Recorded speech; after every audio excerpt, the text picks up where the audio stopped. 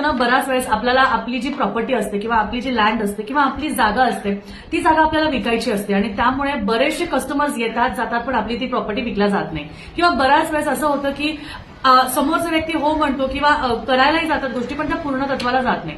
अशा वेळेस तुम्हाला जर का वाटत असेल की प्रॉब्लेम तर काही नाहीये किंवा रेटचाही काही इश्यू नाहीये किंवा हव्या त्या रेटमध्ये आपल्याला मिळत नाहीये, अशा वेळेस तुम्हाला एकच छोटासा उपाय करायचा आहे.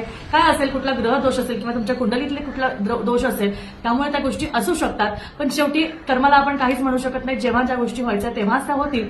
पण एक साधा सोपा उपाय तुम्हाला करून टाकायचा आहे. तुम्हाला अशा रंगाचा एक लाल रंगाचा एक कपडा घ्यायचा आहे. त्या लाल रंगाच्या कपड्यावर पिवळी मोहरी तुम्हाला घ्यायची आहे. मूठभर पिवळी मोहरी आणि लाल रंगाचा कपडा घ्यायचा आहे किंवा तुम्ही अशा पद्धतीची पोटली पण घेऊ शकता आणि त्यामध्ये मूठभर तुम्हाला पिवळी मोहरी घ्यायची आहे. ती मोहरी घेतली, ह्याची पोटली बांधली की तुम्हाला ही पोटली घेऊन तुम्हाला मुख्य दरवाजापासून तुमच्या पूर्ण घरापर्यंत फिरून ती शेवटच्या परत मुख्य दरवाजाला यायची आहे आणि तिथून मग ईशान्य कोपऱ्यात ती पोटली तुम्हाला ठेवून द्यायची आहे.